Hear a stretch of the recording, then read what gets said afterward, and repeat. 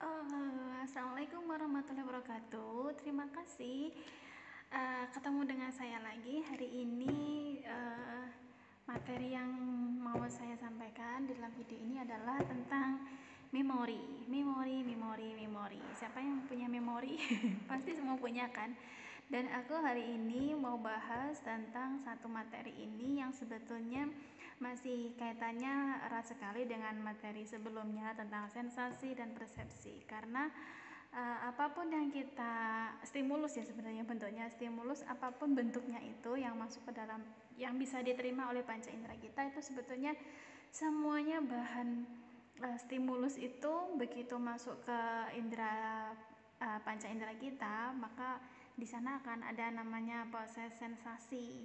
Sensasi itu ya masuknya stimulus di dalam panca indera itu sensasi. Dan itu kalau bisa dibilang sebenarnya sensasi itu seperti kita mirip kayak data gitu ya, data yang masih mentah banget dan itu belum diapa-apain, dan nanti setelah masuk ke diterima oleh sel reseptor di masing-masing panca indera, mata, telinga, sentuhan kayak gitu, atau rabaan, indera pengecap kayak gitu, itu oleh sel reseptornya masing-masing. Dan setiap indera itu kan sel reseptornya beda-beda ya, itu nanti akan dikirim jadi data informasi itu.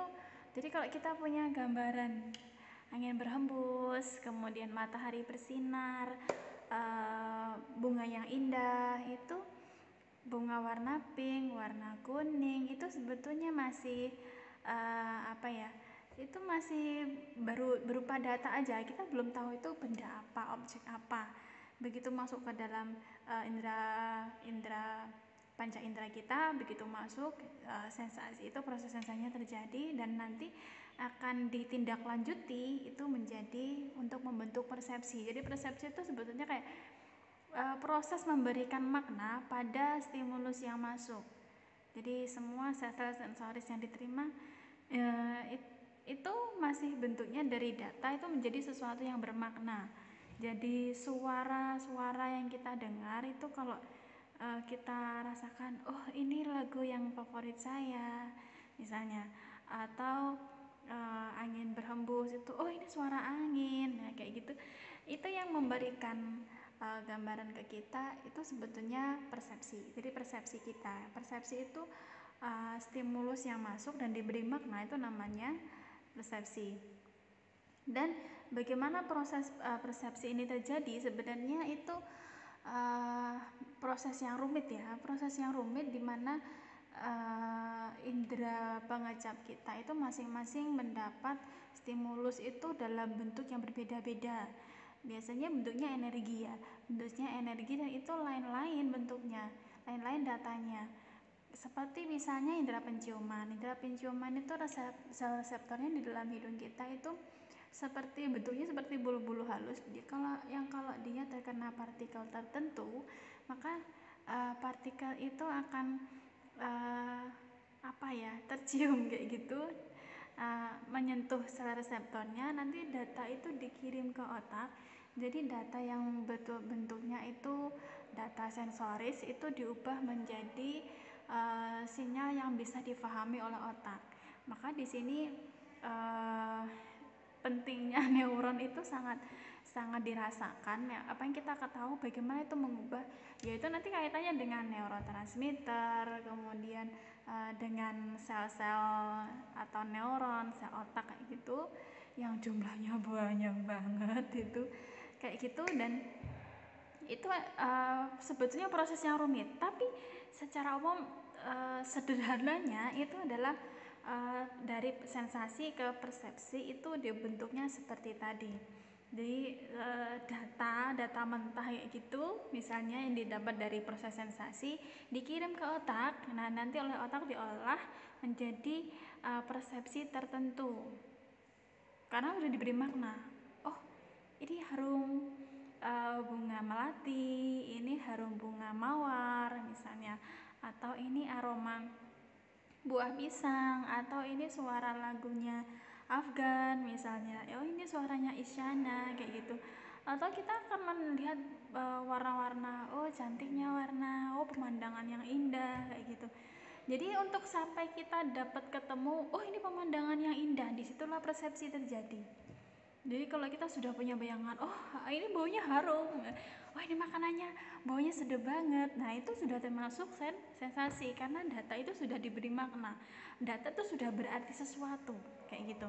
Nah kalau sudah jadi sesuatu, datanya tadi, informasi tadi dari stimulus yang mentah menjadi sesuatu yang bermakna, itu selanjutnya apa? Nah itu langkah berikutnya adalah semua data informasi, jadi kita nyebutnya informasi ya, hal kayak tadi itu, entah itu bau harum, bau-bauan yang entah itu suara-suara, kemudian apa yang kita rasakan, tekstur, suhu kayak gitu, semuanya disimpan di mana? Semuanya dimasukkan ke dalam memori. Nah, tahu kan sekarang kaitannya bagaimana sensasi, persepsi, dan memori itu selalu terhubung.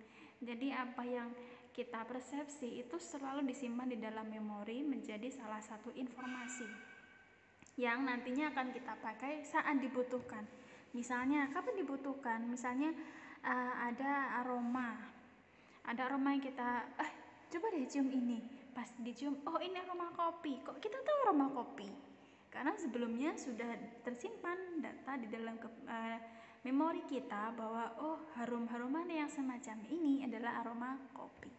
Jadi kita sudah mulai mencium aroma itu sejak kapan sih? Dari kecil kan? Dari kecil, bahkan mungkin sejak bayi pun kita sudah melakukan itu. Nah, bayangkan kalau sekarang kalian usianya 20 tahun dan kalian sudah melalui hidup itu selama 20 tahun, berarti selama 20 tahun itu kalian menyimpan banyak sekali informasi ke dalam memori. Itulah kenapa kalau kita ketemu orang, teman, kita bisa bedain ini teman yang sudah kita kenal atau orang baru. Kalau orang baru kita apain? Oh, kenalan dulu, kumpulin informasi tentang dia. Kalau ternyata dia teman sekolah, teman main, teman nongkrong misalnya, maka kita nggak mungkin kan kenalan lagi, ngapain, kan udah tahu dari mana ya, karena sudah ada informasi yang ada di dalam memori kita. Itu ya, bagaimana sensasi, persepsi, dan memori itu berhubung. Dan satu hal yang dalam memori ini sangat penting adalah tentang atensi. Jadi kalau tadi kan seluruh apakah seluruh stimulus yang kita terima dalam setiap detiknya itu langsung terekam oleh kita? Ternyata sebetulnya tidak. Dan ini nanti menjadi satu penting dalam memori, bahwa stimulus begitu kita buka mata, pemandangan, kemudian apa yang kita lihat, apa yang kita rasakan, suhu, gerah, dingin, itu semuanya adalah data-data, semuanya bentuknya sebetulnya stimulus, dan tidak semua stimulus itu hanya kita proses. Kalau kita saya misalnya lagi tapping kayak gini, itu misalnya di sana ada mejanya, di depan saya ini sebetulnya ada banyak meja-meja punya dosen-dosen yang lain, tapi apakah saya begitu memperhatikan masing-masing meja? Enggak, saya fokusnya ke kamera. Jadi saya meja-meja yang lain itu ya benda-benda, saya tahu itu meja tapi saya tidak memproses lebih lanjut.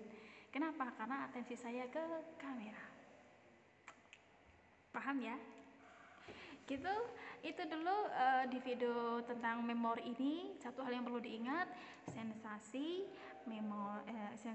persepsi, memori itu satu proses, itu otomatis. Kita apakah kita nanti bisa ngontrol nggak sih apa yang masuk ke dalam memori kita? Apakah kita bisa ngontrol sensasi yang masuk? Apakah kita bisa mengontrol persepsi yang kita bentuk? Nah, itu pertanyaan-pertanyaan yang akan saya jawab berikutnya. Terima kasih untuk di video pertama ini. Pastikan menyimak di video berikutnya. Terima kasih. Assalamualaikum.